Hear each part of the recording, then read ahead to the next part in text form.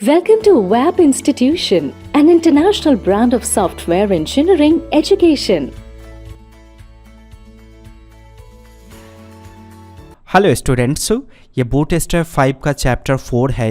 इसके पहले की वीडियो पढ़ने के लिए प्लेलिस्ट में जाकर बूटस्ट्रैप के प्लेलिस्ट को ब्राउज़ कीजिए। आप Vue.js के लेटेस्ट वर्जन यानी कि Vue.js के 3 वर्जन को भी पढ़ सकते हो।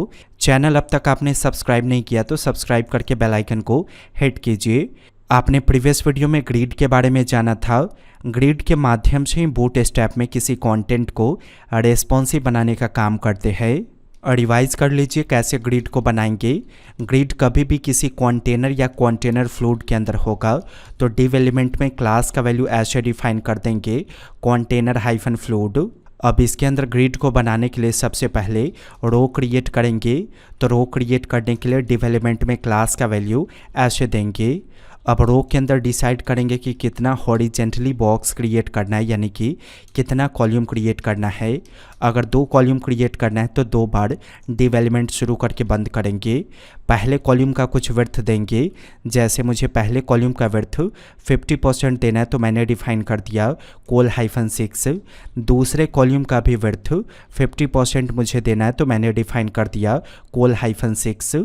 इसके टेस्टिंग करने के लिए या तो इसके अंदर कोई कंटेंट होना चाहिए, नहीं तो बैकग्राउंड कलर। तो मैं कंटेंट फिट करता हूँ। जहाँ ये आपका पेज है index.html, वहाँ पे मैंने एक इमेज को रखा है a के नाम से। तो मैंने इमेज के बारे में ऐसे डिफाइन कर दिया a.png और इसका विड्थ सेट कर देता हूँ 100%। क्या होगा, जितना कॉलम का विड्थ होगा उतना ही विड्थ इस इमेज का भी आएगा। इसके बाद दूसरा जो colMD6 है उसमें भी डिफाइन कर दीजिए b.png। तो ये दोनों फ़ोटो मेरे पास अवेलेबल है प्रोजेक्ट के डायरेक्टरी में, इसीलिए मैंने वहाँ से यहाँ पे इस्तेमाल किया।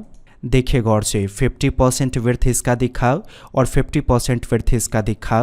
तो जब भी कंटेंट को रेस्पॉन्सिव बनाना होगा, अब जैसे देखिए यहाँ कंटेंट क्या है img, यहाँ कंटेंट क्या है img। इसे रेस्पॉन्सिव बनाना है तो सिंपली हम किसी कॉलम के अंदर इसे बंद कर देंगे। फिर इसे रेस्पॉन्सिव बनाना है तो इसे हम किसी कॉलम के अंदर बंद कर देंगे। और कॉलम का जितना विड्थ होगा उसी विड्थ में ये ऑटोमेटिक अरेंज हो जाएगा।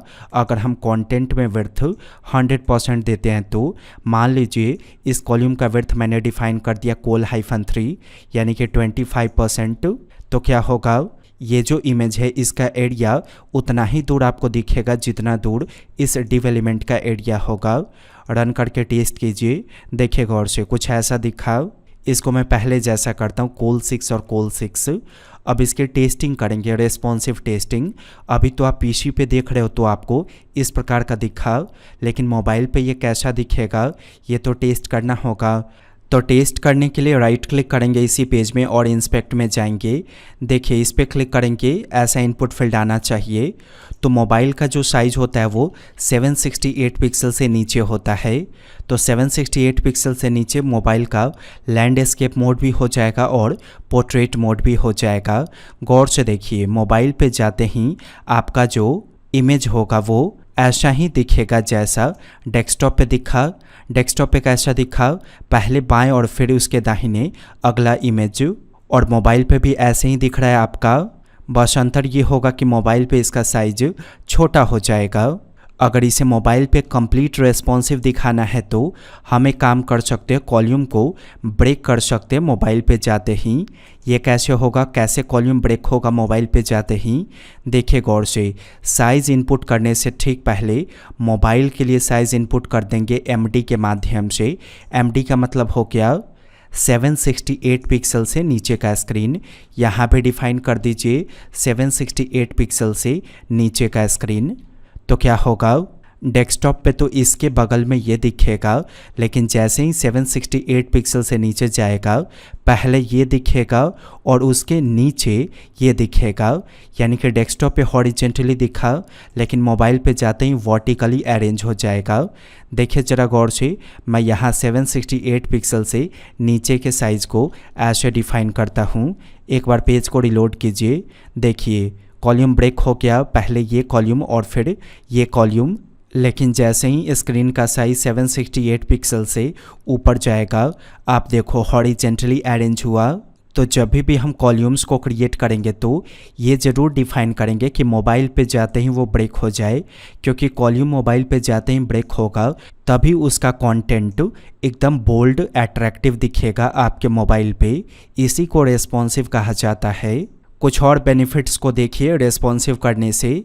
यहाँ देखिए, यहाँ से मैं MD को रिमूव करता हूँ और इसको भी रिमूव करता हूँ। सिर्फ कोल 6 डिफाइंड है। तो बाएं साइड इमेज है और दाहिने साइड जो कोल MD6 है इसमें मैं कुछ डमी टेक्स्ट को कॉपी पेस्ट ऐसे कर देता हूँ। अगर आप रन करोगे तो देखिए ऐसा दिखा। तो डेस्कटॉप पे तो पढ़ने योग्य है, इजीली पढ़ा जा सकता है, लेकिन क्या मोबाइल पे इसे पढ़ा जा सकता है? आप देखो, मैंने इंस्पेक्ट किया।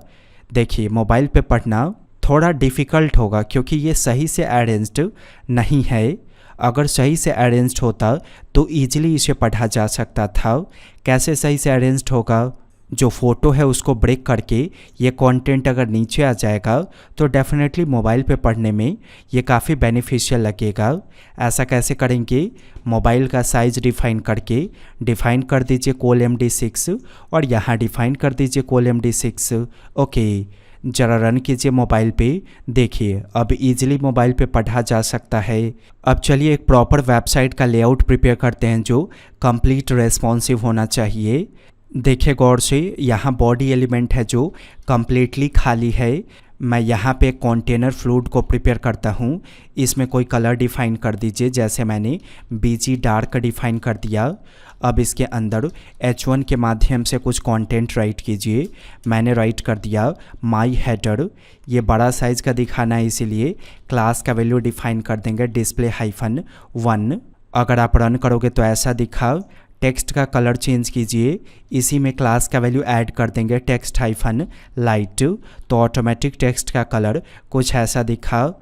हमें टेक्स्ट सेंटर में चाहिए तो इसके लिए text-center ये क्लास वैल्यू को ऐड करेंगे तो ऑटोमेटिक आपका टेक्स्ट सेंटर में जाएगा।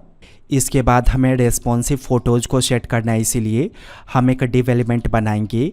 क्लास का वैल्यू डिफ़ाइन कर दीजिए कंटेनर या कंटेनर फ्लूइड।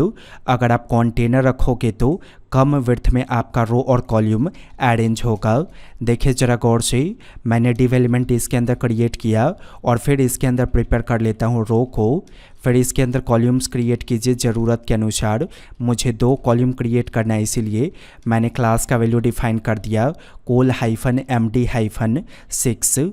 तो ऐसा करने से ये कॉल्यूम मोबाइल पे जाते ही ब्रेक हो जाएगा। अब इसके अंदर इमेज को सेट कीजिए। IMG SRC का वैल्यू पुट कर दीजिए a.png। विड्थ इसका सेट कर दीजिए 100%। एक और इमेज को सेट करेंगे कोल MD अगले 6 के अंदर। यहाँ पे मैं इमेज का नाम डिफ़ाइन कर देता हूँ b.png। रन करके टेस्टिंग कीजिए तो ज़रा गौर से देखें, यहाँ जो आपके ग्रिड का एरिया है वो काफ़ी कम जगह में कंज्यूम हुआ, क्योंकि आपने कंटेनर के अंदर ग्रिड बनाया इसीलिए कम जगह में कंज्यूम हुआ। अगर आप कंटेनर फ्लूइड के अंदर ग्रिड को बनाते तो कंप्लीट विड्थ में आपका ग्रिड कंज्यूम होता। ओके, तो डिज़ाइन के पैटर्न के अनुसार कंटेनर रखिए और ऐसे रन कीजिए। मुझे इन दोनों के पहले स्पेस चाहिए। कैसे होगा? बहुत सारा तरीका है, उतना बूट स्टेप आपने अभी नहीं पढ़ा है, इसीलिए सिंपल तरीका देखिए। हमें इस कंटेनर को मूव करना है, इसीलिए हम 1 या 2 बार ब्रेक दे देंगे तो ऑटोमेटिक ये पूरा का पूरा कंटेनर मूव हो जाएगा। रन कीजिए, देखिए मूव हो गया। अब इसके बाद फुटर को बनाइए तो ये कंटेनर जहाँ पे ख़त्म होगा इसके ठीक बाद ऐसे फुटर को प्रिपेयर करेंगे। तो इसका भी कुछ कंटेनर या कंटेनर फ्लूइड आपको बनाना होगा। मैंने डिफ़ाइन कर दिया कंटेनर-फ्लूइड। फिर इसके अंदर H1 से कुछ राइट कर दीजिए, जैसे मैंने यहाँ पे राइट कर दिया माई फुटर। मैंने इसका कलर चेंज कर दिया text-light। फिर इसे सेंटर में भेजने के लिए क्लास का वैल्यू देता हूँ text-center। इसका साइज़ काफ़ी बड़ा होना चाहिए, इसीलिए display-1 देता हूँ। ये देखिए, ये जो आपका कंटेनर है इसका भी कुछ कलर डिफ़ाइन कर देता हूँ, जैसे मैंने BG डार्क ऐसे डिफ़ाइन कर दिया। रन कीजिए, देखिए यहाँ पे दिखा। मुझे इस कंटेनर के पहले भी स्पेस चाहिए, तो ये कंटेनर शुरू होने से ठीक पहले 2 बार या 1 बार आप ऐसे ब्रेक दे दो तो इसके पहले भी आपको ऐसे स्पेस दिखेगा। ज़रा मोबाइल पे टेस्टिंग कीजिए, इंस्पेक्ट में जाइए, देखिए मोबाइल पे कुछ ऐसा दिखाई दिया। तो रेस्पॉन्सिव तो है ही, लेकिन फ़ोटो का साइज काफ़ी छोटा दिखा। तो अब आप क्या कर सकते हो, मान लीजिए आप चाहते हो फ़ोटो का साइज बड़ा दिखे मोबाइल पे, तो आप एक काम कर सकते हो। देखिए जो कंटेनर आपने डिफ़ाइन किया, आप डिफ़ाइन कर सकते हो कि ये कंटेनर सिर्फ डेस्कटॉप पे ही काम करे, लेकिन जैसे ही ये मोबाइल पे खुले अपने आप ये कंटेनर फ्लूइड में कन्वर्ट हो जाए। तो ऐसा करने के लिए आप यहाँ पे डिफ़ाइन कर दो col-md। तो डेस्कटॉप पे ये कंटेनर दिखेगा, लेकिन जैसे ही मोबाइल पे खुलेगा ये ऑटोमेटिक कंटेनर फ्लूइड में कन्वर्ट हो जाएगा। रन कीजिए, देखिए डेस्कटॉप पे पहले जैसा दिखा, लेकिन जैसे ही मोबाइल पे जाएगा ऑटोमेटिक कंटेनर फ्लूइड में कन्वर्ट हो गया, जिसकी वजह से इमेज का विड्थ आपको फुल दिखाई देगा। ओके, तो देखा आपने कितनी आसानी से कॉमन सा लेआउट कैसे रेस्पॉन्सिव डिज़ाइन में प्रिपेयर हो गया। और बेहतर एजुकेशन प्राप्त करना चाहते हैं तो वैप इंस्टीट्यूट की ऑफिशियल वेबसाइट पर विजिट करके सॉफ्टवेयर इंजीनियरिंग ऑनलाइन क्लासेस के बारे में सारी जानकारी को प्राप्त कीजिए। अगर आप स्टूडेंट हो तो काफ़ी बेनिफिशियल है, ईजिली आप मंथली फ़ी इंस्टॉलमेंट में इस पूरे कोर्स को कर पाओगे।